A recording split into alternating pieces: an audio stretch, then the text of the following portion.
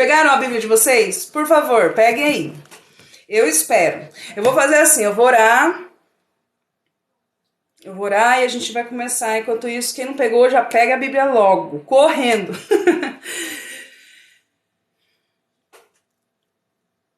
Sim, Senhora.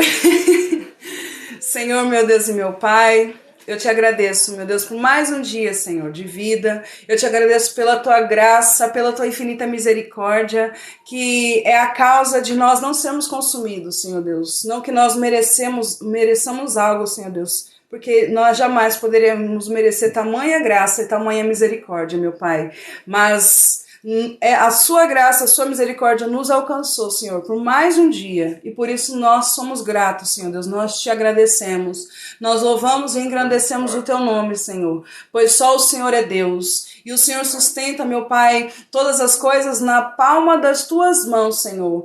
E o Senhor tem cuidado de cada um de nós, meu Pai. Neste momento, eu quero pedir, Senhor Deus, perdão pelas minhas falhas, pelas minhas fraquezas. Eu quero pedir, meu Pai, que o Teu Espírito Santo, meu Deus, venha mais uma vez nos conduzir em mais um estudo, meu Deus, como eu sempre tenho pedido, Senhor. Aquilo que for do homem, aquilo que for de mim mesmo, Senhor Deus, qualquer interpretação errônea ou qualquer interpretação contrária à Tua palavra, aquilo que já está escrito, meu Pai, que venha cair por terra no nome de Jesus, meu Pai. Que aqui venha prevalecer tão somente a Tua palavra, Senhor Deus, que nós venhamos estar alicerçados naquilo que está escrito, meu Pai, pois é tudo que nós precisamos. Que a Tua palavra venha produzir o propósito, Senhor Deus, que lhe apraz, que o Senhor propôs no Teu coração, se for da Tua vontade curar, se for da Tua vontade libertar, se for da Tua vontade transformar, se for da tua vontade salvar, Senhor Deus, pelo poder que há na Tua palavra, Senhor. O Senhor tem liberdade neste lugar, meu Pai.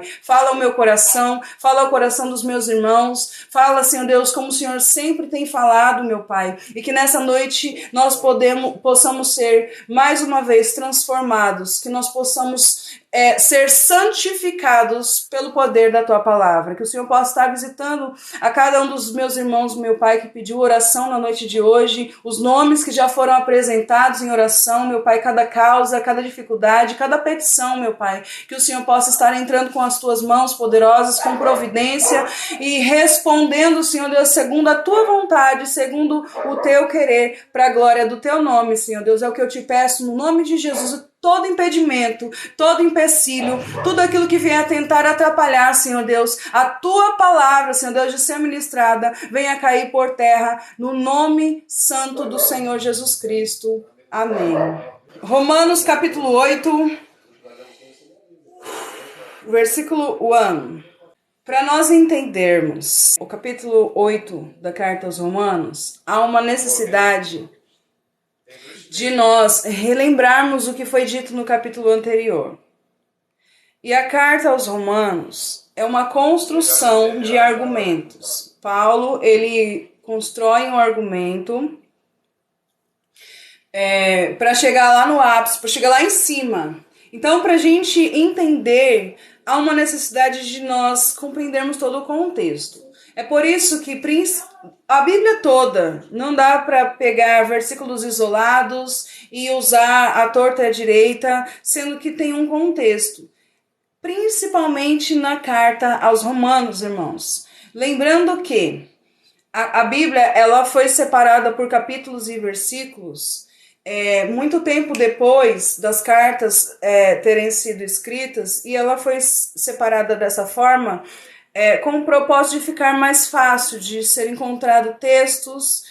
Quando os apóstolos escreveram as cartas, quando essas cartas foram escritas, elas foram escritas direto, não tinha pausa de capítulo, não tinha, que nem é colocado subtítulo, né, nas Bíblias, nas traduções que nós temos, até esses subtítulos que tem, para ficar melhor, para nós encontrarmos os textos que nós queremos. Porém, não tinha esses subtítulos quando as cartas foram escritas, nem capítulo. Então, existem textos que nós temos que ler de uma vez só, ainda que ele esteja separado por capítulo.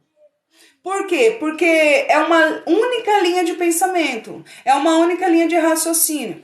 A carta aos Romanos, 1 e o 2 é a preparação do que ele escreve no 3. O 4 e o 5 foi preparado pelo capítulo 3. Então, assim, há uma necessidade de nós entendermos versículo por versículo e capítulo por capítulo.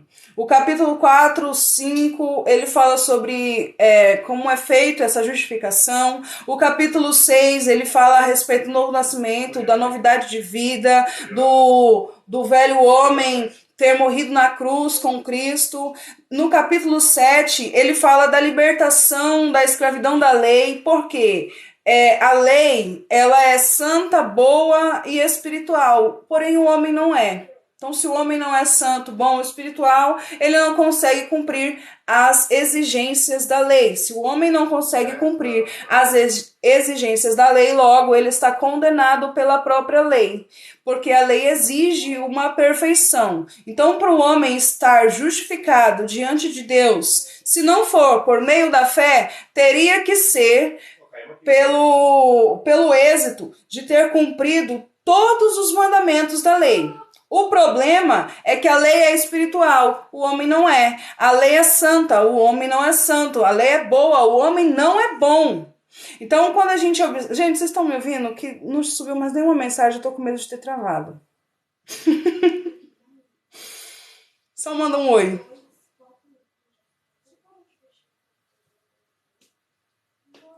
Ai, tá bom.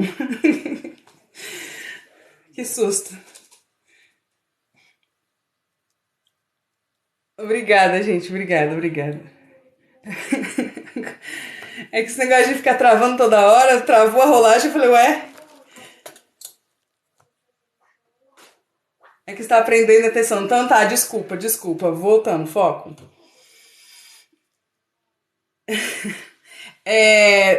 A lei, no capítulo 7, o apóstolo Paulo ele vem falando sobre o eu do capítulo 7, o homem do capítulo 7 é um homem que está tentando ser justificado por meio da lei. Percebe que ele começa falando no versículo 1, ele fala assim, falo aos que conhecem a lei, aos que entendem a lei. Ele está falando para os judeus. Essa mensagem, especialmente no capítulo 7, é para os judeus. Aline, por que você está fazendo essa separação? A gente percebe que Paulo, por algumas vezes, ele faz essa separação. Por exemplo, no capítulo 1, ele escreve diretamente para os gentios. Os gentios que não receberam a lei, que não receberam os patriarcas, que não receberam as promessas, as alianças, tudo isso foi feito com o povo judeu. Mas ainda que os gentios não tenham recebido a lei, não tenham recebido tudo isso, não tenham tido esses privilégios, eles receberam uma revelação geral ou natural, que é a criação. Deus, ele revela o seu caráter, ele revela o seu poder, a sua divindade pelas coisas que foram criadas. Então, no capítulo 1, por exemplo, o apóstolo Paulo ele escreve diretamente para os gentios. A partir do capítulo 2, ele escreve diretamente para os judeus.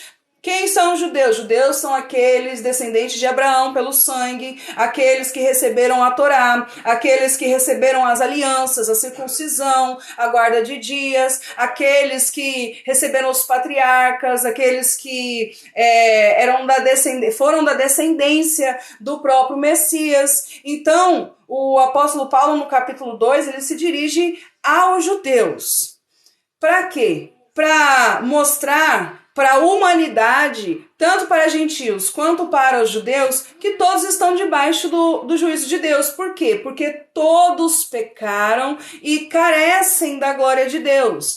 Tanto gentios como judeus. Tanto quem recebeu a lei, quanto quem não recebeu a lei. Tanto quem recebeu a aliança, quanto quem não recebeu a aliança. Por quê? Porque a salvação, a justificação de um homem diante de Deus é por meio da fé, independente das suas obras. Claro que eu nunca fiz apologia ao pecado, eu preguei aqui no capítulo 6 que nós não devemos viver na prática do pecado, fui até chamada de santa por isso, Mas eu não faço apologia ao pecado, boas obras é evidência de todo aquele que é salvo, mas a salvação, irmãos, a justificação, ela é um ato e ela é por meio da fé. A única obra que anula a condenação, a única obra que anula o juízo do homem é a obra de Cristo na cruz do Calvário. Não existe outra obra que justifique um homem diante de Deus a não ser a obra de Jesus Cristo. Paz, Alexandrino, fique em paz. Então a gente vê que o apóstolo Paulo, ele se dirige aos gentios e aos judeus.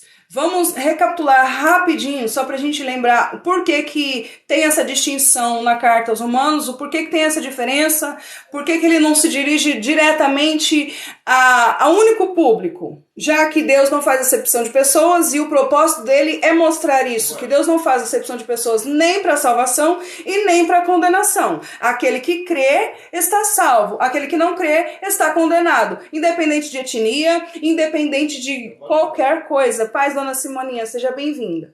Vamos recapitular rapidinho. O tempo já está corrido. Vamos recapitular rapidinho. Quando o apóstolo Paulo escreve a carta aos Romanos, ele nunca tinha ido a Roma. Ele tinha um desejo, ele tinha um propósito. O apóstolo Paulo, ele tinha muita vontade de ir a Roma e o propósito dele era chegar na Espanha. Ele acreditava que... Nossa, eu tinha moedinha. Ele acreditava que pregar na Espanha, pregar o evangelho na Espanha era o que faltava para o seu ministério, tendo em vista que ele já tinha pregado em toda a Galácia, na Ásia Menor, ele já tinha pregado na Capadócia, ele já tinha pregado em tantas cidades, tantas províncias, e agora faltava ele ir para Roma. Então o desejo do apóstolo Paulo era ir para Roma, pregar o evangelho em Roma e chegar na capital, que era a Espanha. Ele não era romano, Paulo era judeu com cidadania romana. Quando o apóstolo Paulo ele está indo para Jerusalém, ele tinha levantado algumas ofertas nas igrejas lá, a igreja de Corinto, a igreja de Éfeso. Ele tinha levantado, junto com outros irmãos, algumas ofertas para levar até os cristãos que estavam em Jerusalém passando necessidade. Estes cristãos, irmãos, que estavam em Jerusalém, são os cristãos que haviam sido expulsos de Roma. O imperador Cláudio, ele expulsa todos os judeus de Roma. Haviam judeus em Roma cristãos. Paulo, ele era judeu com cidadania romana. O nome dele judeu era Saulo e o nome dele na sua cidadania romana era Paulo. Esses irmãos tinham sido expulsos pelo imperador Cláudio. Aonde que nós vemos isso? Nós vemos isso na Bíblia. Atos, capítulo 18, diz que Priscila e Áquila, eles estavam em Jerusalém porque eles tinham sido expulsos de Roma. Eles foram expulsos. Todos os judeus foram expulsos de Roma. Quando o imperador Cláudio morre, passados cerca de 5 anos, agora os judeus começam a retornar para Roma. Quando eles começam a retornar para Roma, os gentios lá de Roma, que ficaram em Roma, eles continuaram pregando a palavra, eles continuaram falando de Jesus, eles continuaram pregando a fé. Então, quando os judeus voltam, agora eles estão vendo que quem está cuidando da igreja são os gentios. Só que eles começam a se achar superior. Como é que eles podem cuidar da igreja se nós é que somos judeus? Como é que eles podem tomar conta da igreja se nós é que somos o povo chamado, o povo escolhido, o povo eleito? Então tem um pouquinho dessa divisão lá em Roma entre os gentios e os judeus. Os judeus por se acharem superior, por terem recebido a lei, por terem recebido os profetas e tudo aquilo que eu já falei. E os gentios estavam ali pregando o evangelho e sendo um tanto quanto oprimido pelos judeus. O propósito da carta do apóstolo Paulo é mostrar, tanto para judeus quanto para gentios, que todos estão debaixo do pecado. que todos pecaram e carecem da glória de Deus, seja gentil, seja judeu. Então é por isso, irmãos, que por algumas vezes nós vamos ver o apóstolo Paulo se dirigindo aos gentios, outras ele se dirigindo aos judeus. Para quê? Para revelar que todos, independente de etnia, para ser salvo, para ser justificado diante de Deus, é tão somente por meio da fé. Que Jesus Cristo, ele morreu na cruz do Calvário, não por um único povo específico, mas para todo aquele que crê. Não tem mais, como está escrito, não tem mais gentil, não tem mais grego, não tem mais judeu, mulher, homem, todos são um só em Cristo Jesus. A igreja de Cristo, ela não depende de uma etnia. Ele veio para unir povos, línguas e nações. Ou seja, quer judeu, quer gentil. Se crê, está salvo. Se confessar com a tua boca e crer no seu coração que Jesus Cristo ressuscitou dentre os mortos, será salvo. É esse o propósito da carta aos Romanos. É mostrar aos leitores o que é a justificação. Como é feita essa justificação, por meio do que é feita essa justificação, e a gente vê que o nosso mediador é Jesus Cristo. No versículo 1 do capítulo 5, ele diz assim: justificados, pois, mediante a fé, temos paz com Deus, por meio do nosso Senhor Jesus Cristo. Tá, gente, para quem chegou agora, sejam todos bem-vindos. Eu precisei recapitular bem pouquinho de tudo aquilo que a gente já viu, para a gente poder entrar no capítulo 8. No capítulo 6, o apóstolo Paulo ele fala sobre a liberdade do pecado. Aquele que foi batizado com Cristo na semelhança da sua morte, também foi batizado com Cristo na semelhança da sua ressurreição. No capítulo 6, o apóstolo Paulo prega, o apóstolo Paulo diz a respeito da liberdade do pecado, irmãos. Nós somos libertos da escravidão do pecado. Tendo em vista que no capítulo anterior ele falou da natureza adâmica, ele falou que o velho homem é representado por Adão. Adão pecou, por meio de um único homem veio o pecado, e pelo pecado veio a morte, e por meio de um único homem veio a vida. Então, aquele que não está em Cristo, ele é representado por Adão. Aquele que não nasceu de novo é representado por Adão. Aquele que ainda é a velha criatura é representado por Adão. Porém, aquele que nasceu de novo, aquele que foi justificado, aquele que é uma nova criatura, aquele que foi batizado com Cristo na semelhança da sua morte, na semelhança da sua ressurreição, aquele que anda em novidade de vida, esse não é mais representado por Adão, e sim por Jesus. Do jeito que Jesus vivia, nós vivemos também. Jesus era obediente, nós somos obedientes. Jesus era fiel ao Pai, nós somos fiéis ao Pai. Jesus fazia a vontade do Pai, nós fazemos a vontade do Pai. Jesus ouvia a voz do Pai, nós ouvimos a voz do Pai. Jesus, ele, pelo próprio Espírito de Deus, ele foi tentado no pecado, mas ele não pecou. E nós, irmãos, temos o mesmo Espírito habitando dentro de nós. Nós temos o mesmo Espírito que estava sobre Cristo dentro de cada um de nós. Então nós andamos em novidade de vida. No capítulo 7, o apóstolo Paulo ele fala de alguém que tenta se justificar por meio da lei. Quando o apóstolo Paulo fala a respeito do casamento, ele fala que nós morremos para a lei. Nós morremos para a lei porque nós estávamos naquele compromisso, obrigados naquele compromisso. Mas porque nós morremos para a lei, ou seja, nós somos crucificados com Cristo, nós agora morremos para o primeiro casamento, morremos para o primeiro compromisso. Para quê?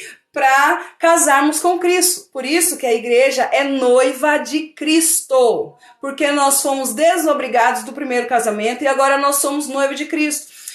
É importante lembrarmos que, porque nós fomos desobrigados de um casamento e nós estamos agora em outro, não quer dizer, irmãos, que nós andamos como quem não tem compromisso. Hebreus capítulo 7, versículo 12, diz assim, muda-se o sacerdócio, muda-se também a lei. Então, nós vivemos sim uma lei. Existe uma lei a qual nós vivemos. Existe uma lei a qual nós seguimos. Não é porque nós estamos debaixo da graça e não debaixo da lei que nós andamos de qualquer forma, que nós cometemos pecados, que nós andamos como quem não tivesse compromisso. Nós temos compromisso, porém agora o nosso compromisso é com Cristo. Porém agora nós andamos em novidade de vida com o Espírito Santo. Nós vamos ver aqui no capítulo 8, versículo 2, que essa lei a qual nós vivemos, a qual nós estamos agora submetidos, é a lei do Espírito. Aquele que vive debaixo da lei mosaica, tentando cumprir a lei de Moisés, a gente vê o conflito que o apóstolo Paulo relata no capítulo 7. Assim como no tempo da lei havia graça também, é verdade. O Espírito Santo estava sobre Jesus e está sobre nós. O Espírito Santo nos guia em tudo. Glória a Deus. Esse conflito que o apóstolo Paulo fala no capítulo 7, desse eu, esse homem que tenta fazer o bem, mas ele não consegue, ele está falando de alguém que está tentando cumprir a lei. Percebe que ele fala assim, no meu corpo reside o pecado. Só que no capítulo 6... aquele que está em Cristo, ele não está mais debaixo do pecado. Ele foi livre da escravidão do pecado. No capítulo 7, esse homem que tenta fazer o bem e não consegue, irmãos, é alguém que se deparou com a lei de Deus. Alguém que se deparou com a lei de Deus. Versículo 1 do capítulo 7 fala, falo aos que conhecem a lei. É alguém que se deparou com a lei, entende que a lei é boa, porque a lei é boa, a lei não é, irmãos, a lei diz para não matar, a lei diz para não roubar, a lei diz para não adulterar, a lei diz para não cometer idolatria, a lei é boa. Só que o homem não consegue cumprir. Então, o homem quando ele se depara com a lei, ele observa a lei e ele vê, sim, a lei é boa. Realmente a lei é boa e além da lei ser boa, ela revela a santidade, o caráter de Deus, que é santo. Só que o problema é que o homem olhando para a lei, ele não consegue cumprir a lei, irmãos. Ele não consegue cumprir a lei. Então é esse conflito no capítulo 7 que o apóstolo Paulo relata. Eu tenho prazer na lei de Deus. No tocante ao meu interior, eu tenho prazer na lei de Deus. Mas o bem que eu quero fazer, eu não faço. O mal que eu não quero, que eu nem sequer planejo, eu acabo fazendo. Irmãos, ele está relatando alguém que conhece a lei, sabe o que é bom, mas não consegue fazer. Diferente de alguém que foi regenerado. Diferente de alguém que nasceu de novo. Porque alguém que nasceu de novo entende que o amor agora é a nossa lei, entende que nós vivemos o amor e mesmo que nós queremos fazer o bem, nós conseguimos, irmãos. Pelo Espírito nós conseguimos. O eu do capítulo 7, o homem do capítulo 7 não consegue fazer o bem. O eu do capítulo 7 não consegue cumprir a lei de Deus. Porém, no capítulo 8... nós vamos entender que aquele que está em espírito, por mais que seja tentado no pecado, ele vai conseguir fazer o bem. Ele vai ter força e poder no espírito para fazer o bem. A diferença do eu do capítulo 7 é alguém que tenta obrigatoriamente cumprir a lei, mas não consegue. É alguém que tenta obrigatoriamente cumprir as ordenanças e os mandamentos da lei, alguém que está debaixo da lei e percebe que está condenado. No versículo 24, o apóstolo Paulo ele dá um brado, ele dá um grito e ele vai dizer assim, olha, desaventurado homem que sou, miserável homem que sou, quem me livrará do corpo dessa morte? É um grito, é um desespero, irmãos, de alguém que conhece a lei de Deus e não consegue seguir. E eu estava meditando nisso hoje, esse grito aqui de desespero, versículo 24 do capítulo 7, é o grito que todo homem deve fazer desde quando a lei foi dada. Por quê? Porque a lei foi dada com o propósito de conduzir o homem a Cristo. É o que está escrito lá em Gálatas capítulo 3. Irmãos, a partir do versículo 27, se eu não me engano, a lei, ela serviu como um aio para dirigir, para conduzir, para levar o homem até Cristo. Qual o propósito da lei? Eu não consigo cumprir a lei, eu preciso de um Salvador. O eu, do capítulo 7, entendeu isso. E ele dá um brado: desaventurado homem que sou. Quem me livrará do corpo dessa morte? Todo homem, ao olhar para a lei, deve entender isso. Eu sou pecador.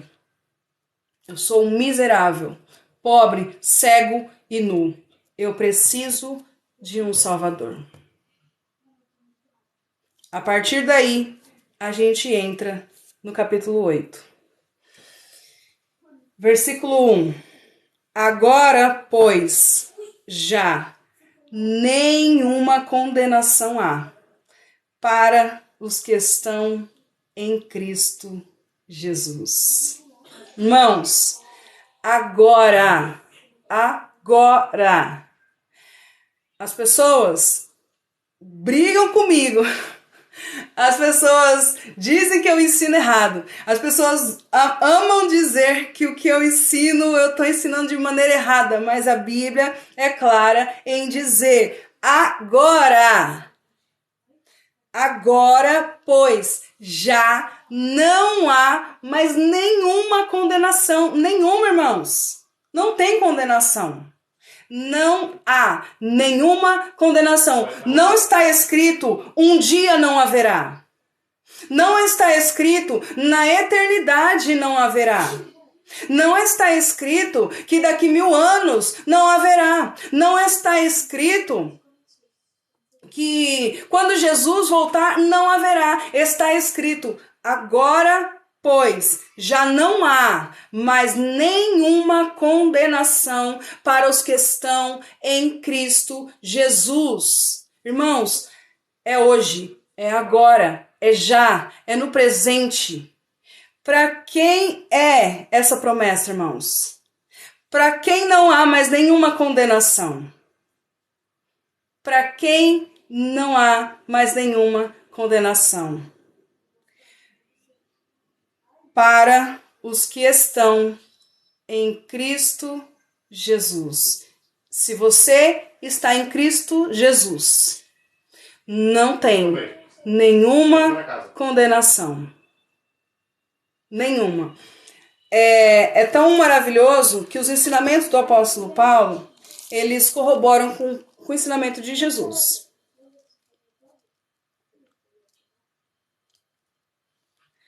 Para aqueles que guardam os mandamentos. Está escrito isso aonde? Versículos, por favor. Versículo, texto e contexto. Jesus,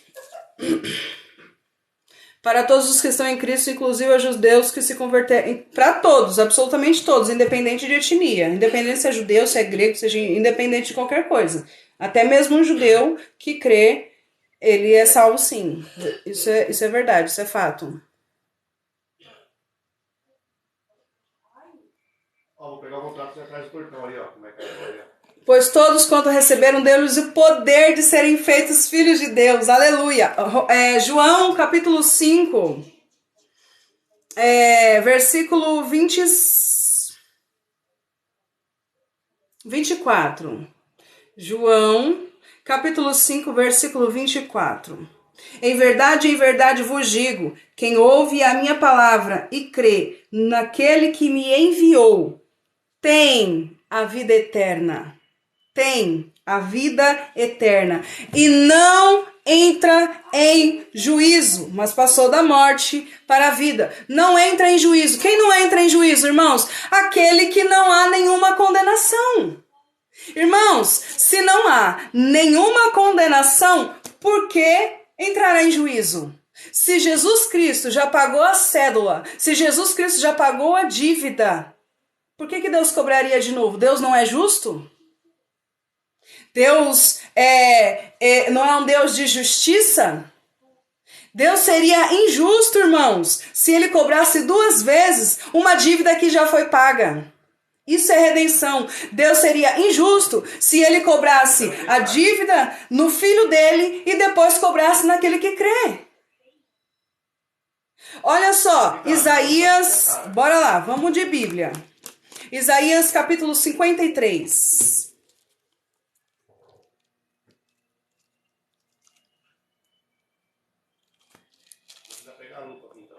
Paz, graça. Isaías capítulo 53 está escrito assim.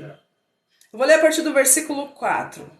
Certamente ele tomou, vai nessa, caminho é estreito, a porta é estreita, difícil. O caminho estreito é Jesus. Ele é o caminho estreito. Ele quer dizer, quando ele diz que o caminho é estreito, ele está dizendo que ele é o único caminho, por isso o caminho é estreito. Ele é o único meio, o único caminho, a única verdade que conduz ao Pai. Por isso o caminho é estreito. Isaías capítulo 53, versículo 4. Certamente ele tomou sobre si as nossas enfermidades e as nossas dores. Levou sobre si. E nós o reputávamos por aflito, ferido de Deus e oprimido. Mas ele foi traspassado pelas nossas transgressões e moído pelas nossas iniquidades. O castigo que nos traz a paz estava sobre ele, e pelas suas pisaduras nós fomos sarados. Todos nós andávamos desgarrados como ovelhas, cada um se desviava pelo caminho, mas o Senhor fez cair sobre ele a iniquidade de nós todos. Ele foi oprimido e humilhado, mas não abriu a boca. Como um cordeiro foi levado ao matadouro, e como ovelha muda perante os seus tosqueadores, ele não abriu a boca. Por juízo, opressor foi arrebatado, e de sua linhagem, quem dela cogitou? Porquanto foi cortado da terra dos viventes por causa da transgressão do meu povo, foi ele ferido.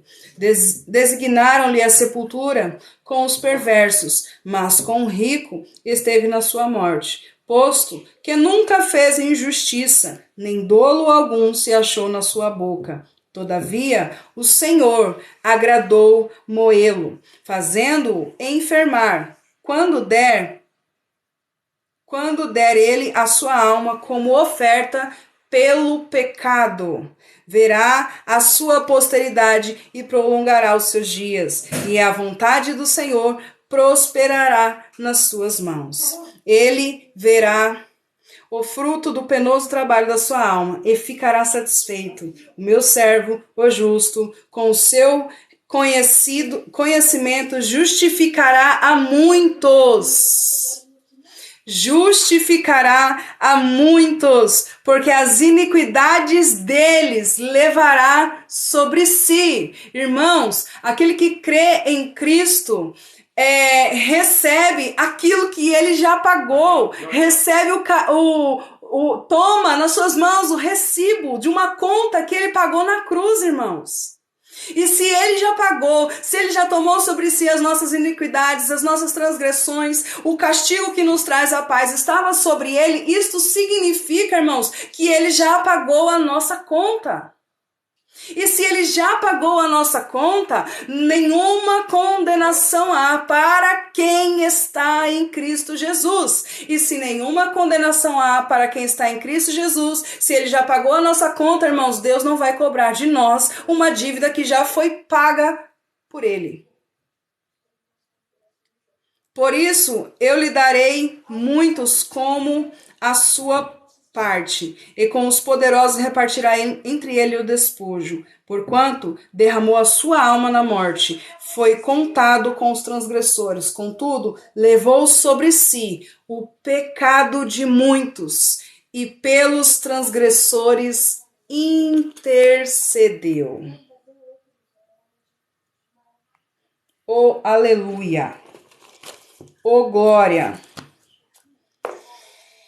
Portanto, irmãos, boa noite, irmão Adelmo.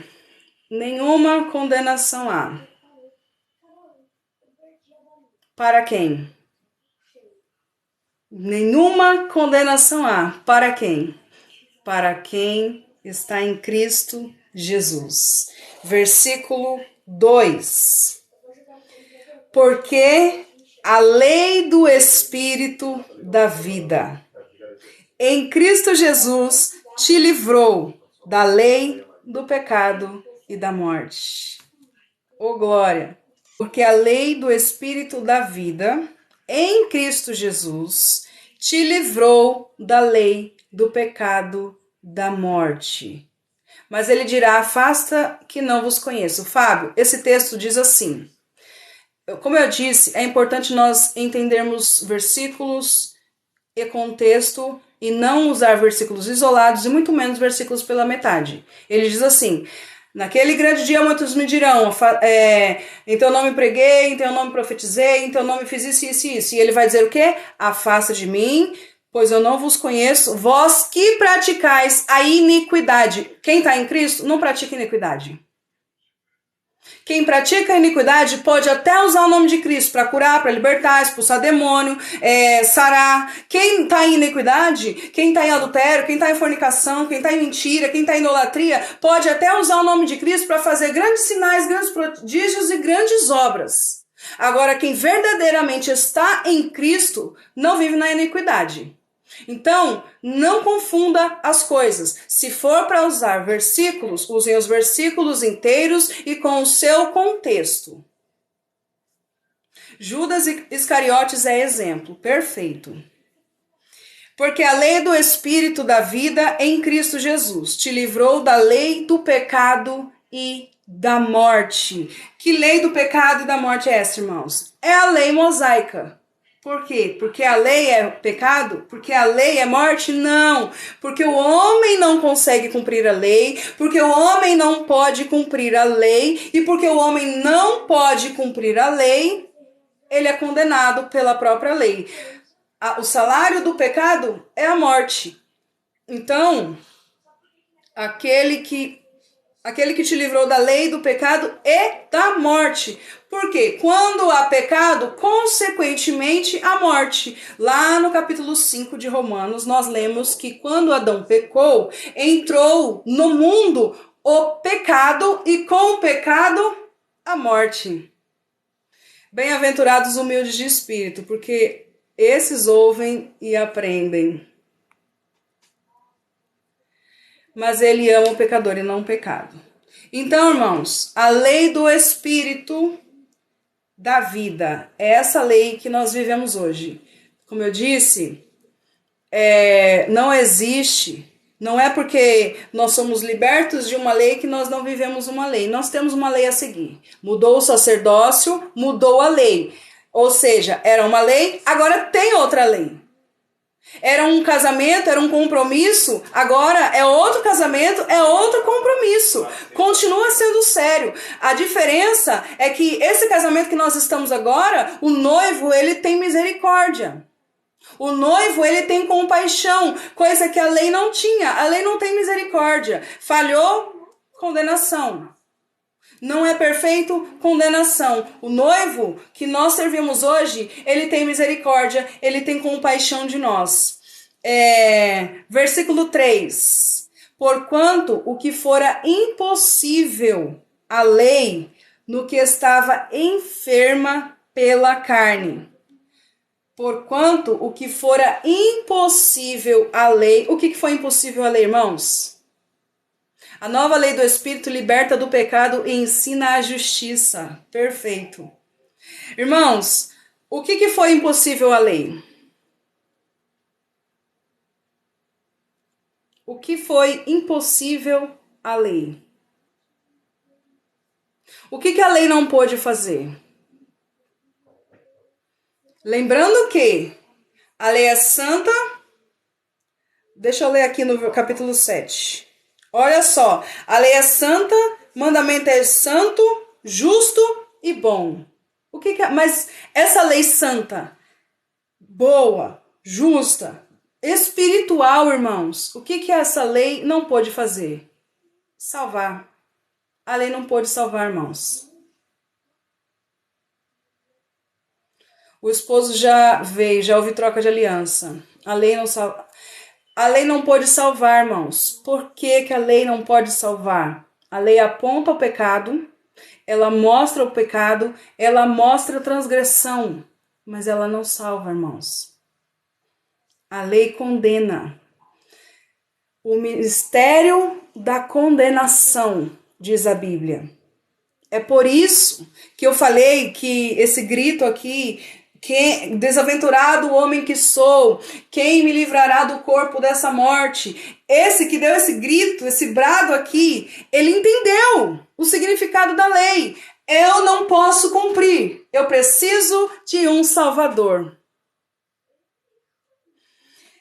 Aqui o apóstolo Paulo está dizendo no versículo 3: porquanto o que for impossível à lei, no que estava enferma pela carne, a lei não pôde salvar. Vírgula.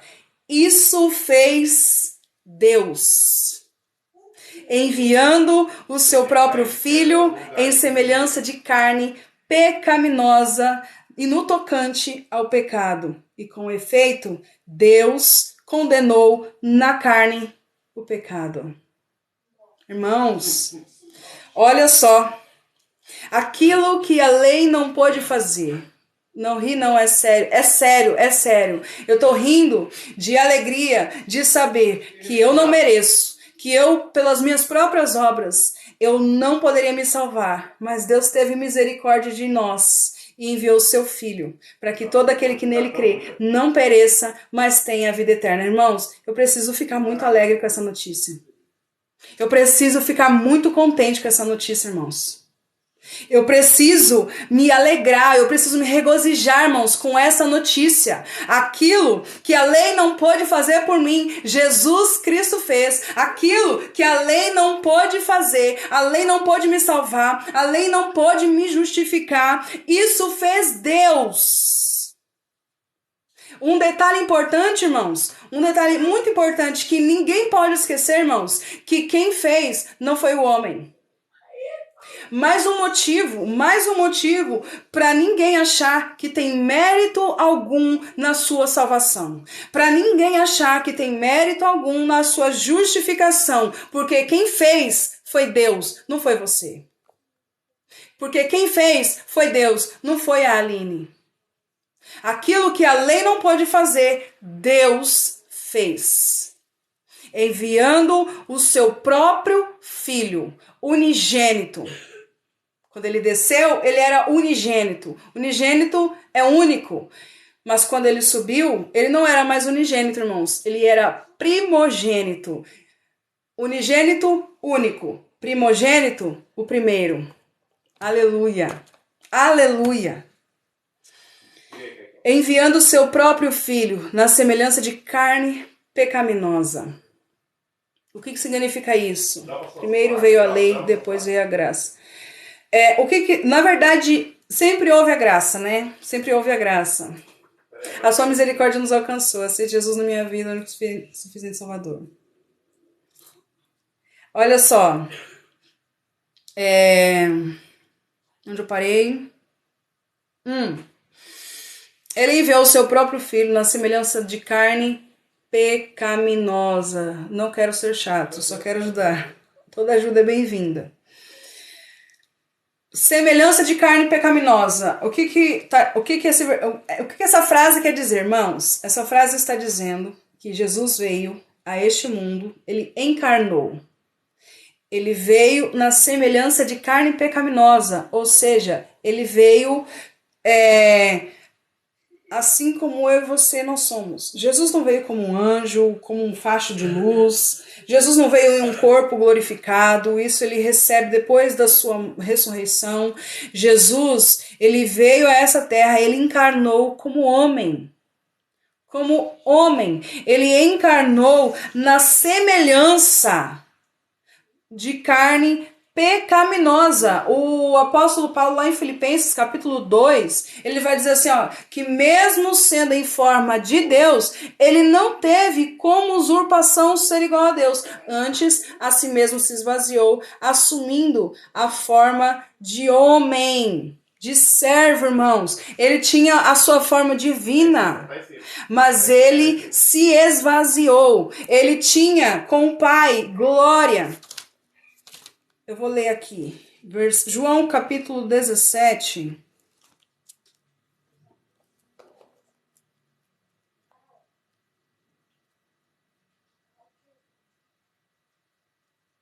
João capítulo 17, versículo 5 está escrito assim: E agora glorifica-me, ó Pai, contigo mesmo, com a glória que eu tive junto de ti antes que houvesse mundo. Jesus está dizendo aqui na oração sacerdotal que ele teve a glória com o Pai. Antes mesmo que houvesse mundo, ele já estava lá com o Pai, ao lado, à destra do Pai, participando de todas as coisas que foram criadas com o Pai. E ele se esvaziou, irmãos. Ele abriu mão de tudo. Ele assumiu a forma de homem. Ele assumiu a forma de servo. E ele assumiu a semelhança de carne pecaminosa. Isso não quer dizer que ele pecou.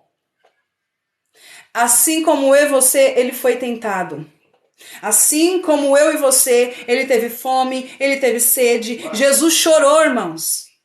Jesus chorou.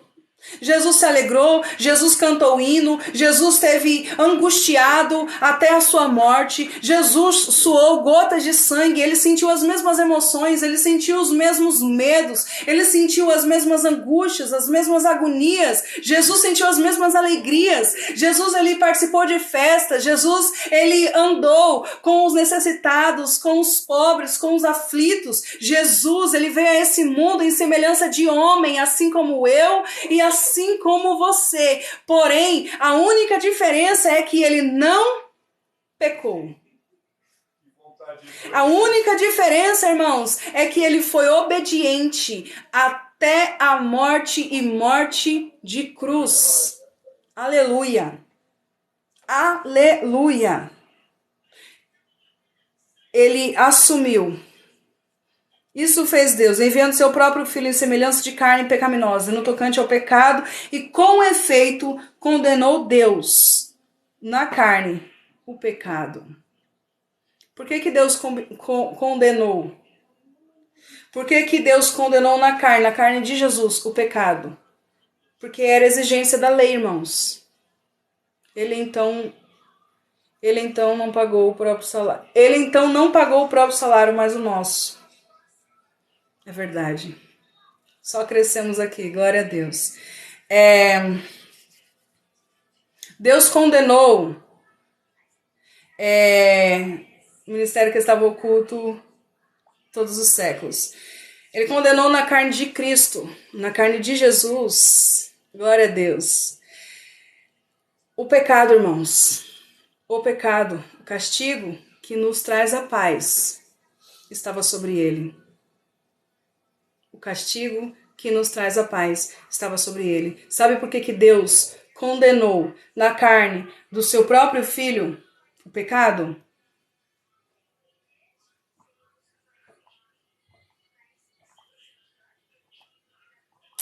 Porque era a exigência da lei. A lei, ela precisava ser cumprida. A lei, ela precisava ser satisfeita. É tanto que no versículo 4 ele diz assim: a fim de que o preceito da lei se cumprisse em nós. A lei, ela precisava de um sangue, irmãos. A lei precisava de um cordeiro. Porque os que estavam sendo entregues, de touro, animais, bodes, não podia perdoar pecados. A lei precisava de um sangue. A lei precisava de um cordeiro. E Deus entregou o seu filho. E João Batista ele vai dizer: eis o Cordeiro de Deus que tira o pecado do mundo. Então, a lei ela foi cumprida em Cristo.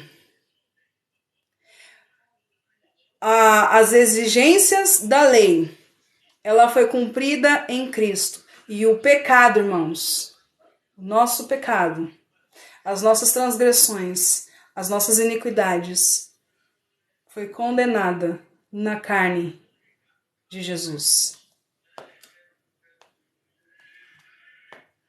Irmãos, Jesus ele foi moído, como nós lemos, ele foi traspassado, como nós lemos,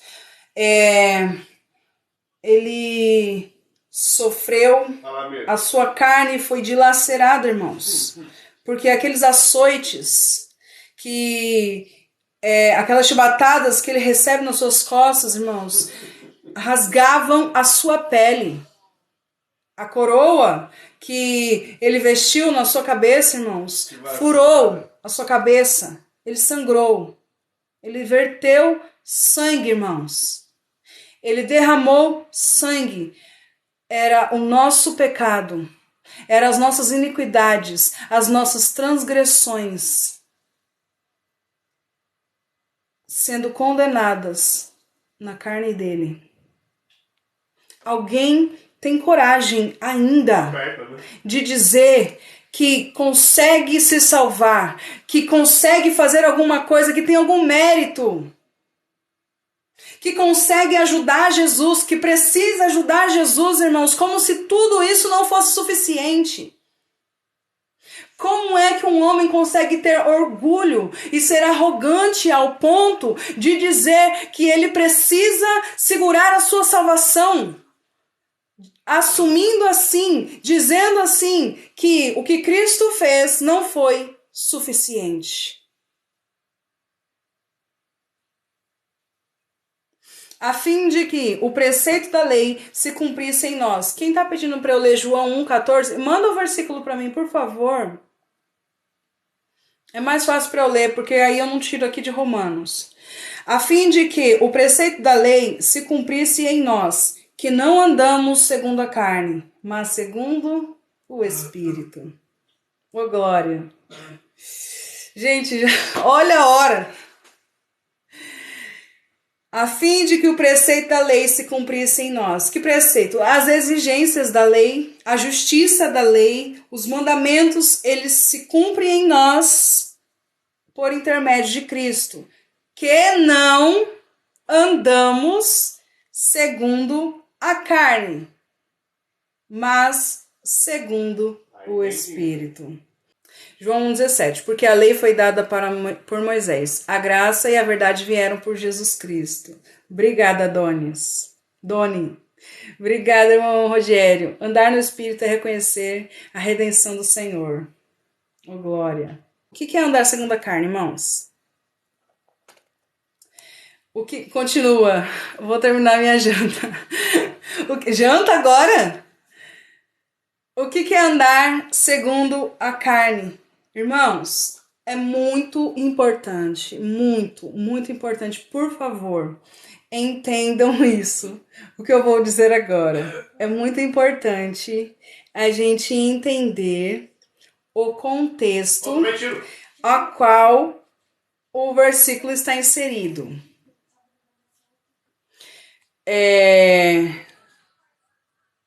Você vai entrar em um dos mais polêmicos dos temas. Andar em Espírito é nascer de novo, que Jesus falou a Nicodemos.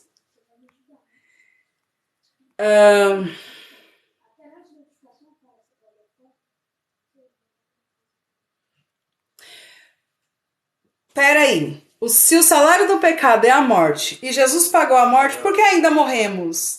Ótima pergunta. Nós vamos falar sobre isso também nesse capítulo, mas eu já vou aqui de antemão falar. Porque esse corpo que nós estamos agora vestidos é um corpo mortal. É um corpo corruptível, como o apóstolo Paulo escreve lá em 1 Coríntios capítulo 15. Nós morremos.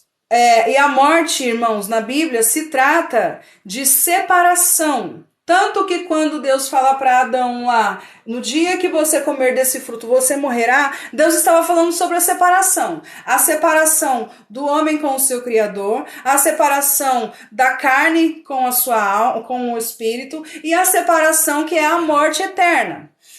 Quando Adão pecou, ele morreu no mesmo dia. Mas não a morte física. Ele morreu a morte espiritual. Por quê? Porque houve separação entre ele e Deus. A morte física também veio a partir daquele dia. Ele não morreu naquele dia, morreu outro dia. Mas morreu. Houve também a morte física. Ou seja, nós estamos num corpo ainda corruptível e há uma necessidade para nós sermos glorificados, para nós podermos entrar na glória, porque no reino não entra corpo, não entra carne nem sangue, não entra um corpo corruptível. Então há uma necessidade desse corpo que nós temos agora ser transformado em um corpo incorruptível. Como foi transformado o corpo de Jesus? Quando Jesus ele ressuscitou em um corpo glorificado. É o mesmo corpo que nós seremos ressuscitados. A Bíblia diz assim, lá em 1 Tessalonicenses, capítulo 4. O mesmo Senhor descerá dos céus com voz de arcanjo, com alarido e voz de arcanjo, e os que morreram em Cristo ressuscitarão primeiro. E nós, os que estivermos vivos, seremos arrebatados para encontrar com eles nos ares. 1 Coríntios diz que isso tudo se dará num abrir e fechar de olhos, ou seja, vai ser um único evento. Jesus ele volta e os que estiverem vivos terão seus corpos transformados. Os que estiverem mortos serão ressuscitados e também vão ter os seus corpos transformados. Na verdade, Jesus disse assim, aquele que crê em mim não morrerá, mas passou da morte para a vida. Esse corpo que nós vestimos hoje, um corpo corruptível, essa carne corruptível, há uma necessidade dela passar por essa transformação, por essa glorificação. Então, por isso que nós morremos a morte física, mas a morte espiritual nós já fomos ressuscitados. Nós já temos vida espiritual, como diz lá em Efésios capítulo 2. Nós já temos vida em Cristo e por isso, quando Ele voltar para nos buscar, nós seremos ressuscitados e teremos um corpo glorificado. E é um corpo que jamais morrerá, um corpo que jamais vai sentir dor, um corpo que jamais vai sentir tristeza, assim exatamente como o corpo de Cristo hoje. Ok?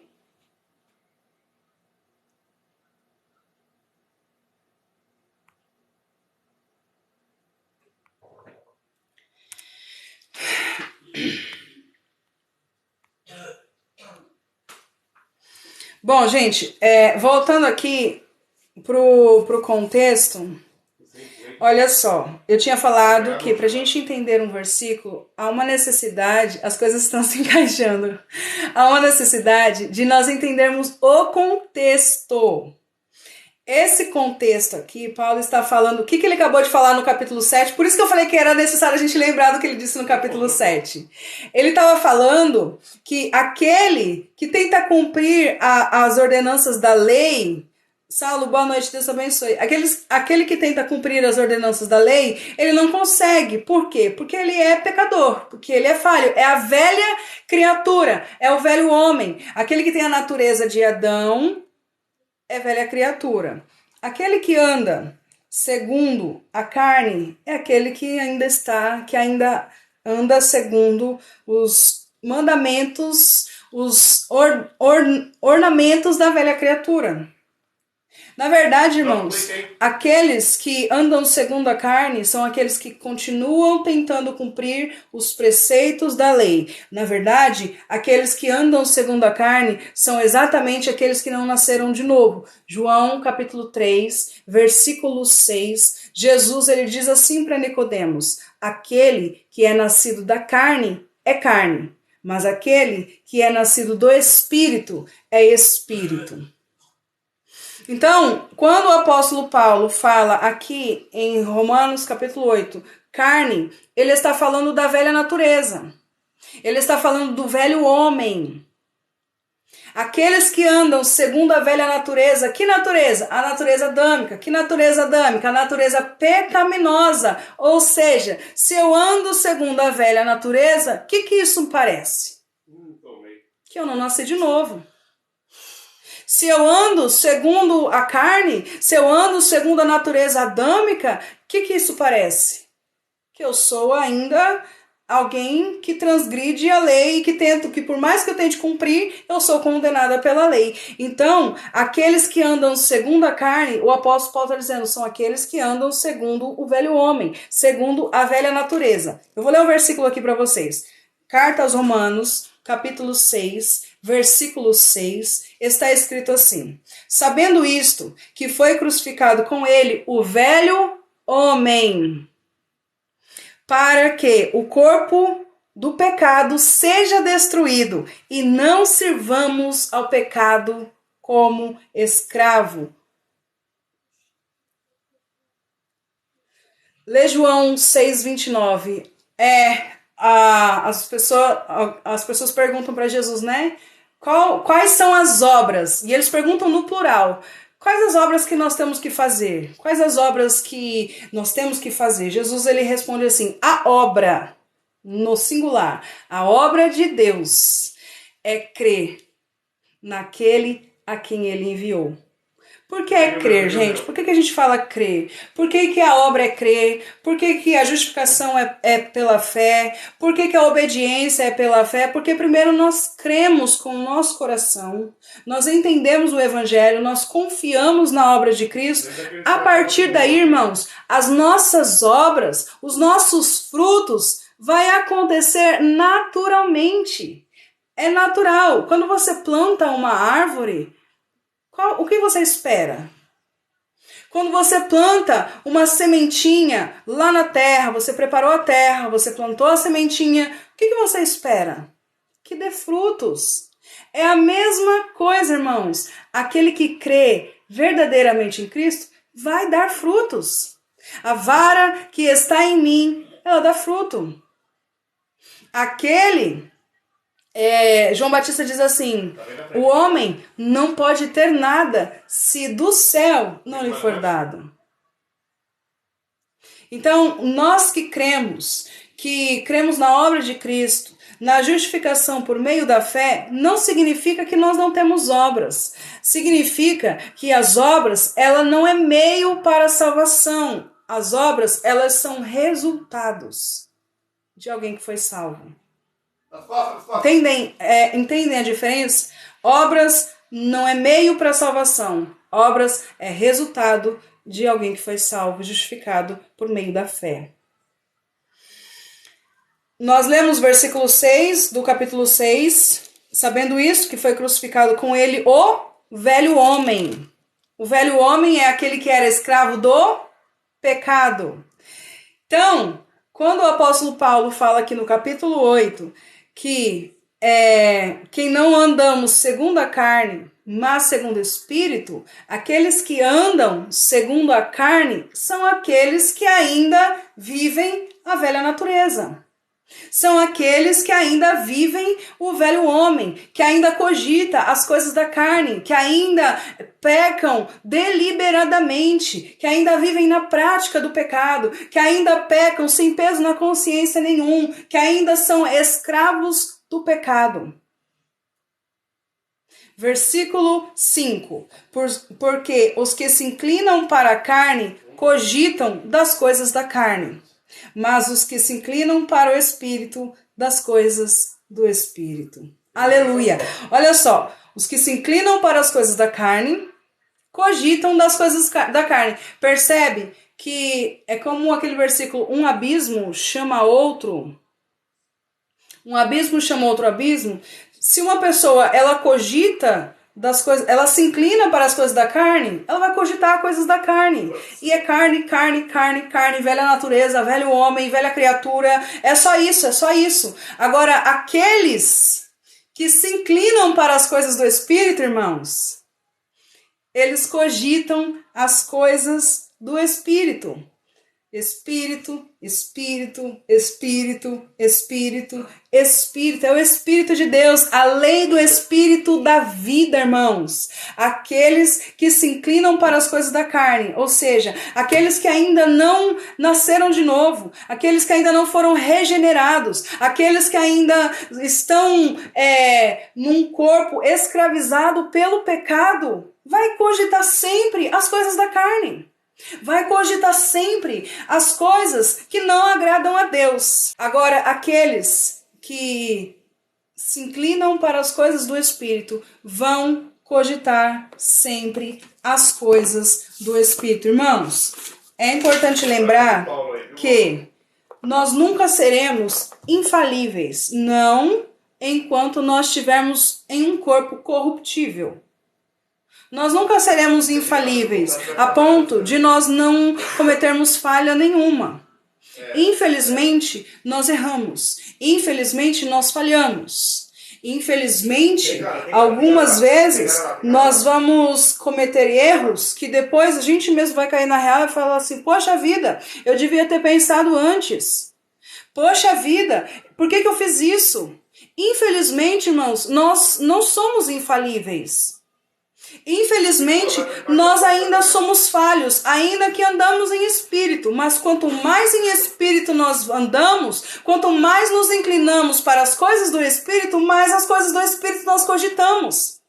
E o fato de nós não sermos infalíveis não significa que nós nos conformemos com os nossos erros. Não significa que nós aceitamos o pecado. O fato de nós sermos infalíveis, o fato de nós falharmos, o fato de nós sermos fracos, não significa que nós vamos dar liberdade e nem legalidade para o pecado atuar nas nossas vidas, tendo em vista que agora quem é o nosso Senhor não é mais o pecado. Agora nós não servimos mais o pecado, nem somos escravos dele, mas agora nós somos escravos de Cristo. O nosso Senhor é Jesus Cristo. Então, o fato de nós sermos fracos, da nossa natureza ser fraca, não dá legalidade para nós sairmos pecando todos os dias com a desculpa de que nós não somos perfeitos, irmãos.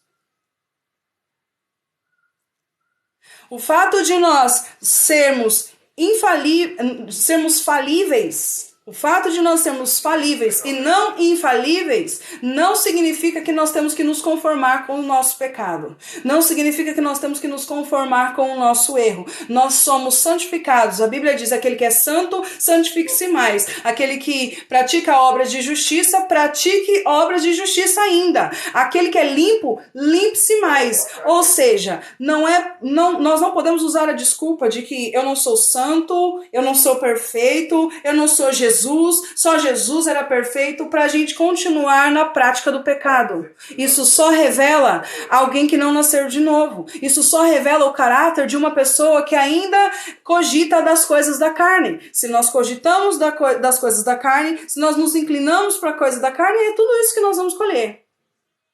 Agora, se nós nos inclinamos para as coisas do Espírito, irmãos, mais longe do pecado nós estamos a cada dia. Se nós cogitamos, se nós inclinamos para as coisas do Espírito, nós vamos cogitar as coisas do Espírito. O versículo 6 está escrito assim, porque o pendor da carne dá para a morte. Porque o pendor da carne dá para a morte.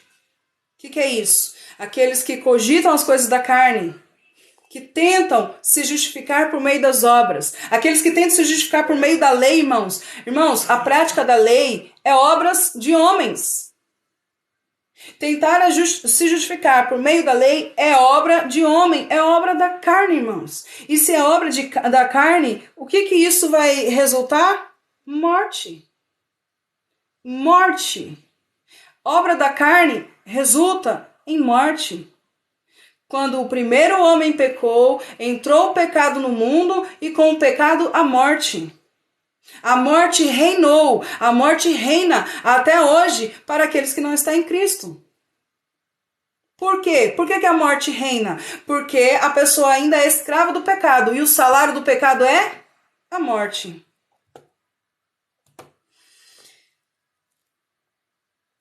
Mas... porque o pendor da carne dá para a morte, mas o do Espírito para vida e paz.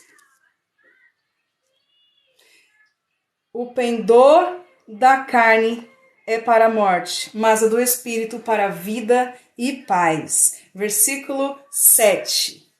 Por isso, o pendor da carne é inimizade contra Deus, pois não está sujeito à lei de Deus, nem mesmo pode estar. Irmãos, a velha criatura, o velho homem, esse eu aqui, esse homem do capítulo 7, que o apóstolo Paulo fala, que tenta se justificar pelas obras da lei, que tenta fazer o bem, que ele sabe que a lei é boa, ele sabe que a lei de Deus é perfeita, e só que quando ele pensa fazer o bem, ele acaba fazendo o mal, este mesmo homem está debaixo da condenação da lei, porque ele não consegue cumprir a lei. É por isso que no versículo 7 ele diz: o pendor da carne é inimizade contra Deus. Porque aquele que é velha criatura, aquele que ainda não nasceu de novo, é inimigo de Deus, irmãos. Aonde que é desfeito? Quando que é desfeito a inimizade do homem, da criatura, com o Criador? Quando que é feito? Quando que é aniquilado os muros de inimizade, irmãos? Do homem com Deus. Esses muros de inimizade, esses muros de separação, eles só são aniquilados na cruz do Calvário. Na cruz.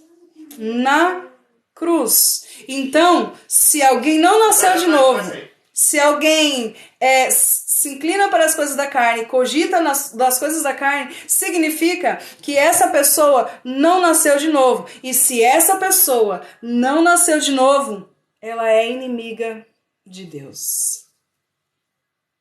Deus nunca foi inimigo de ninguém. Deus não é inimigo do homem, Deus é inimigo do pecado. E o homem está debaixo do pecado. Isaías diz que o pecado faz separação entre Deus e os homens. O pecado faz separação entre Deus e os homens. Por isso, irmãos, a necessidade de um Salvador. Por isso, se não for Jesus Cristo, irmãos, nós todos estamos perdidos.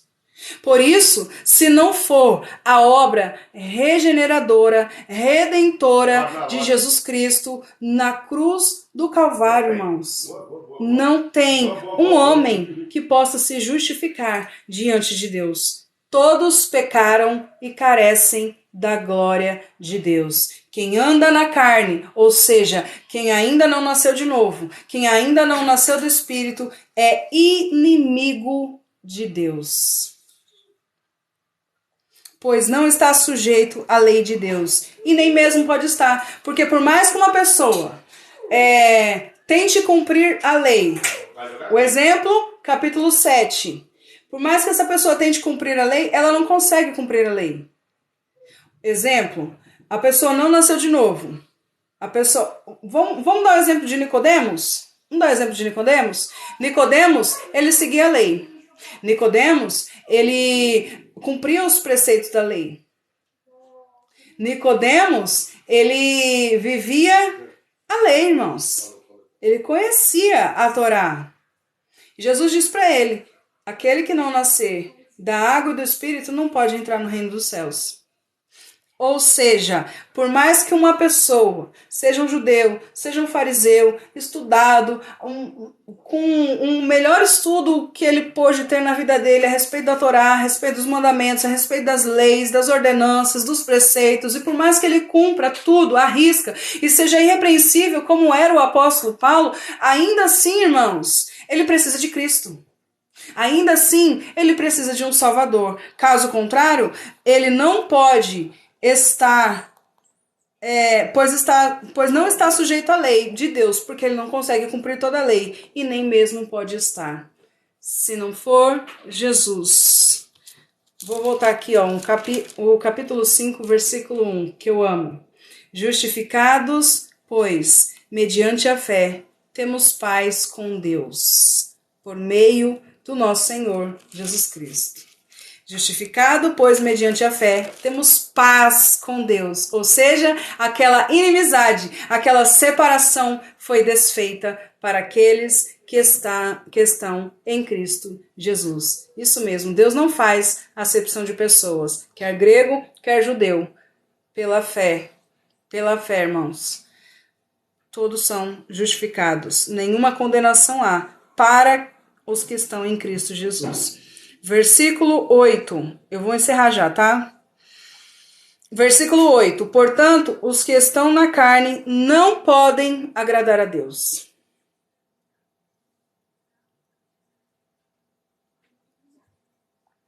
Os que estão na carne não podem agradar a Deus. Não tem jeito, irmãos. Se não nasceu de novo, pode ser a pessoa mais boazinha do mundo. Pode dar esmola, pode dar oferta, pode ajudar os necessitados. Irmãos, quantas religiões por aí não fazem obra de caridade? Quantos ateus por aí não fazem obra de caridade? E vocês vão dizer para mim que obra de caridade salva as pessoas? Quantas pessoas por aí fazem mutirões para ajudar? Para fazer obra de caridade? Isso salva? Lança um baú de 30 minutos. Irmãos, obras não salvam ninguém. Obras não salvam ninguém. Vocês vão dizer para mim que essas pessoas que fazem obra de caridade, que negaram o Espírito Santo de Deus, que blasfemaram contra o Espírito Santo de Deus, elas serão salvas porque elas têm obras? A Bíblia diz, portanto, os que estão na carne não podem agradar a Deus. Deixa eu falar uma coisa para vocês, séria agora, e alguém pode até me repudiar por causa disso. Mas a Bíblia diz que as obras do homem, a justiça do homem, elas não passam de um trapo de imundícia.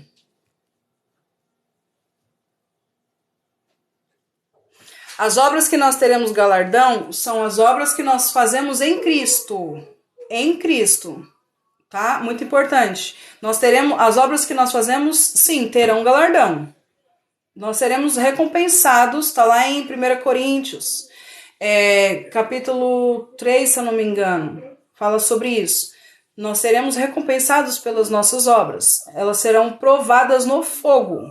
E as obras que forem palha, forem feno, forem de madeira, elas serão queimadas. Agora, as obras que são de ouro, são de prata, elas terão sim recompensa, terão sim galardão. Aquele que é salvo terão suas recompensas de acordo com as suas obras. Mas aquele que não é salvo, por mais que tenha obra, vai adiantar o quê? Nascer de novo, nascer de Cristo, água viva. Maçonaria, kardecista, com certeza. Nossa esmola não ficou bem colocada e quem escolhe é Deus. Bom, eu tô lendo o que está escrito aqui. O que está escrito aqui é que aqueles que estão na carne não podem agradar a Deus. E não importa as obras que você fez. Não importa o que a pessoa tenha feito. Pode ter ajudado 1000 pessoas. Se blasfemou contra o Espírito Santo, já não tem nem perdão, irmãos. Quantas pessoas conhecem a palavra, são apóstatas? Quantas pessoas blasfemaram contra o Espírito Santo e o próprio Jesus disse que não tem perdão aqueles que blasfemam contra o Espírito Santo. Haverá perdão se blasfemarem contra o Pai, haverá perdão se blasfemarem contra o Filho, mas não há perdão para aqueles que blasfemam contra o Espírito Santo. Então você está me dizendo que uma pessoa, porque ela ajudou alguém, porque ela fez obra de caridade, porque ela deu esmola para alguém, porque ela estendeu a mão para alguém, mas blasfemou contra o Espírito Santo, ela vai ser salva por causa das obras que ela fez. A Bíblia está dizendo, portanto, os que estão na carne não podem agradar a Deus. Nós, os que são salvos, todos os que são salvos, por meio da fé, têm obras sim. Todos os que são salvos por meio da fé dão frutos. E esse fruto vem do próprio Deus. Esse fruto vem do próprio Pai. É dele, por ele e para ele.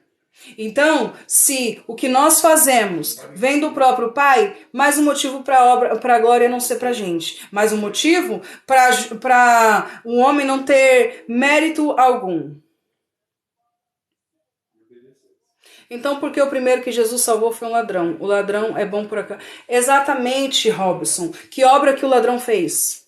Fala para mim uma obra boa que o ladrão fez.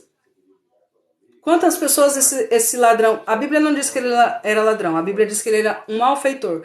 Quantas benfeitorias esse malfeitor fez?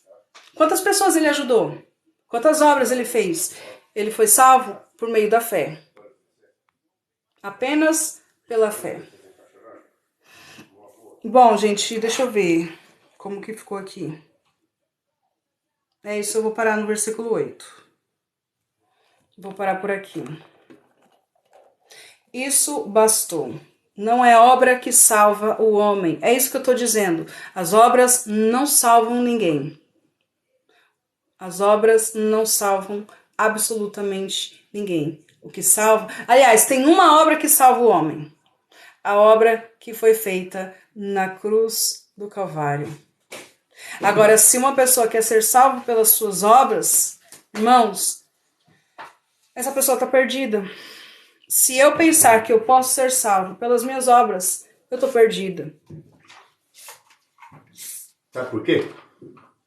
Sabe por quê? Por quê? Por quê? Porque se as obras fossem suficientes para o homem ser salvo, a lei bastava. Porque a lei manda você ser caridoso, a lei manda você ajudar, a lei manda tudo isso. A lei manda que você seja bonzinho, que você ande na rédea, que você faça tudo direitinho, que você seja perfeitinho, que você ore a Deus, que você ame a Deus, que você não tenha outros deuses, que você não faça outros deuses. A lei manda tudo isso aí. Aí, se o homem ser bonzinho bastasse para ele ser salvo, a lei bastava. Só ver Jesus morrer na cruz. Porque segue-se, como disse o apóstolo Paulo, segue-se que Cristo morreu em vão. Invocou a Jesus, isso mesmo, irmão Alexandre. Invocou a Jesus, creu, se arrependeu e foi salvo. Irmã, maravilha, Aline, bem esclarecedor o dia de hoje, glória a Deus. Irmã, explica o que é blasfemar contra o Espírito Santo. Blasfemar contra o Espírito Santo é rejeitar o Espírito Santo. É você conhecer, por exemplo, os fariseus, quando Jesus ele fala sobre os fariseus, quando ele fala sobre a blasfêmia contra o Espírito Santo, ele fala, o contexto é quando ele tinha acabado de expulsar demônios de um homem. E aí os fariseus vão dizer assim, ele expulsa Beelzebul pelo poder de Beelzebul. Aí Jesus fala assim, se eu expulso demônios pelo poder de Beelzebul, então Satanás está dividido. O próprio Jesus fica indignado com a comparação que eles fazem. Vocês estão dizendo que Satanás está expulsando demônio pelo poder de Satanás? O próprio diabo está dividido, o próprio inferno está dividido. É quando ele fala, uma casa dividida não subsiste, não prospera, um reino dividido não prospera. O próprio Jesus ficou indignado com a colocação daqueles fariseus. Mas aí Jesus vem dizendo que a blasfêmia contra o Pai e contra o Filho, ela será perdoada, mas contra o Espírito não. Por quê? Porque eles viram a obra que foi feita, eles viram um homem ser liberto e atribuíram aquela obra a Satanás. Eles rejeitaram o poder de Deus que estava sobre Jesus Cristo por intermédio do Espírito Santo de Deus.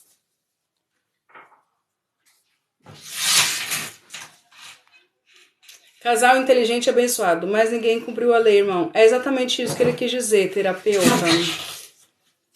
João 6:29. A obra de Deus é esta, que creiais naquele que por ele foi enviado. Glória a Deus. Diga um que cumpriu. Ô, terapeuta, você não entendeu, né? Acho que não. Ninguém foi salvo sem Cristo. Perfeitamente, Doni. Jesus também mandou amar. Jesus mandou amar. Negar os atributos divinos do Espírito Santo é blasfêmia. Atribuir a Satanás as obras que são do Espírito Santo. Atribuir as obras do Espírito Santo do diabo. Boa noite a todos. Boa noite, Robson. Deus abençoe. É verdade, amiga. Você explicou bem certo. Parabéns. Jesus deu ali Nicodemo daquela passagem, né? Amar é pregar a verdade. Entendi, minha irmã. Sou teólogo e quero apenas contribuir. Seja muito bem-vindo. É terapeuta Sérgio.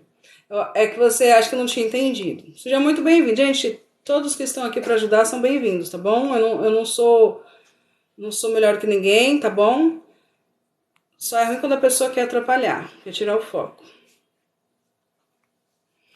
Bom, gente, vamos parar por aqui hoje. Amanhã a gente continua. Tá bom? Porque já tá tarde. Nós paramos, marquem aí. Paramos no versículo 8, hein?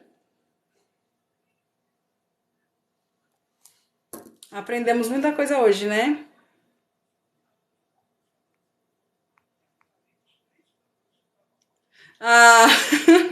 Graça e paz, amém. Jesus não veio para abolir a lei, e sim para cumprir. Ele não veio abolir, ele veio cumprir, e ele cumpriu. Lucas 24:44. Glória a Deus. Ontem, hoje e amanhã, eternamente. Gente, voltem amanhã. Irmã, eu cheguei agora. Em que livro é que... Ai, meu Deus, passou, cadê? Está... Em que livro você lê? Eu li Romanos 8 hoje, tá? A gente parou Romanos 8, capítulo 8. 8, como mandaram aí. Olha o baú, brincadeira. Gracinha. Todos que estudam a palavra são teólogos. É verdade, irmão Alexandre. Estudar a Bíblia é uma teologia. Estudo sobre Deus. Também intensificou a lei. Gente, alguém quer vir orar? Volta. Boa noite, irmão Adelmo. Muito obrigada. Só porque eu cheguei. Volta amanhã, irmão Eduardo. Cadê a Regina para jogar o baú? Amanhã, a partir das 22 horas, nós estaremos de volta. Vamos dar continuidade, se Deus permitir. Vamos dar continuidade ao capítulo 8. Esse capítulo 8, creio que vai ser um pouco extenso, então tenham paciência. Estudem a Bíblia, leiam a Bíblia e amanhã nós estaremos aqui de volta. Alguém quer vir orar? Manda a solicitação, senão eu oro. Obrigado vocês todos por tudo, pela paciência, pelas curtidas, pela presença, pelos presentes, por toda a forma de carinho. Que Deus abençoe cada um de vocês em nome de Jesus.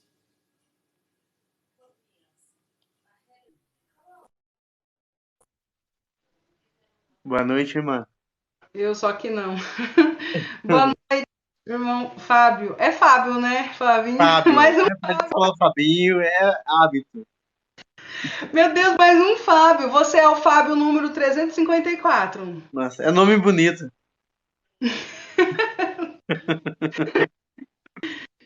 Amém. Muito obrigado pela live, muito edificante. E desde quando eu te conheci aí, eu gostei muito de te ouvir, tá? Que Deus te abençoe muito a sua família, tá? Seus familiares, sua igreja. E que todos sejam edificantes ao seu redor. Porque só tem sabedoria aí, tá bom? Glória a Deus. Amém. Podemos orar então? Amém. Deus, declaramos que só o Senhor é santo, Deus. Só o Senhor é digno de ser recebido com louvor e glória, com toda majestade e soberania, Senhor. Nós te agradecemos pelo privilégio, Senhor, de meditar da tua palavra, Pai, de estudar em mais de uma hora, Deus, um tempo até excessivo, mas um tempo que não vimos passar, ó Pai, pois é muito bom estudar da tua palavra. É muito bom aprender, ó Pai, das tuas maravilhas e sermos, ó Pai, abençoados com tanta sabedoria que vem da tua palavra. Deus abençoe cada irmão que aqui ouviu, estudou, compartilhou, discutiu da tua palavra. Abençoa cada família representada e que todos possam ser abençoados nesse final de semana que está chegando também em suas igrejas, em seus locais de trabalho, ou escola, faculdade, enfim. E seja com cada um, Senhor, em nome de Jesus. Amém. Amém. Graças a Deus. Deus te abençoe. Amém. Obrigada, irmão Fábio. Deus abençoe. Gente, bom descanso. A todos, tá bom? Que vocês tenham uma ótima noite de descanso, que vocês acordem amanhã revigorados, com muito vigor, que vão trabalhar em paz, que voltem em paz e, se Deus permitir, nós estaremos aqui amanhã à noite. Fui. Obrigada por tudo. Agora eu vou, é sério. Obrigada, Thiago. Obrigada, gente.